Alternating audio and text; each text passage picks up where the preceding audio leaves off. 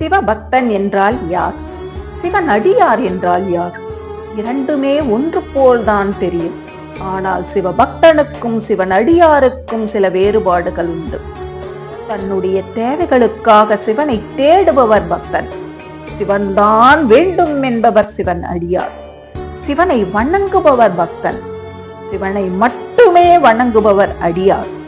சிவனை கண்டு பணிபவன் பக்தன். சிவனுக்காக எதையும் துணிந்து செய்பவர் அடியார். அறமல்ல சிவம் என்று உணராதவர் பக்தன். அன்பே சிவம் என உணர்ந்தவர் அடியார். கூட்டம் கூட்டமாக இறைவனை காண்பவர் பக்தன். கூட்டம் போன பின்பு ஈசனின் அழகை தனித்து நின்று ரசிப்பவர் அடியார். ஈசனை அடைய சுத்தமாக இருக்க வேண்டும் என நினைப்பவர் பக்தன். சுத்தத்தை பெரிதாக எண்ணாமல் சித்தத்தை சிவன்பால் வைப்பவர் அடியார்.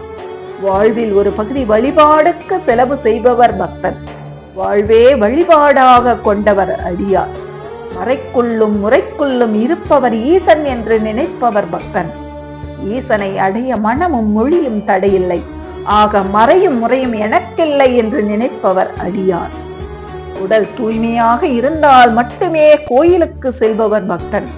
உடலை ஒரு பொருட்டாக கருதாமல் மன தூய்மை வேண்டி கோயிலுக்கு செல்பவர் அடியார்.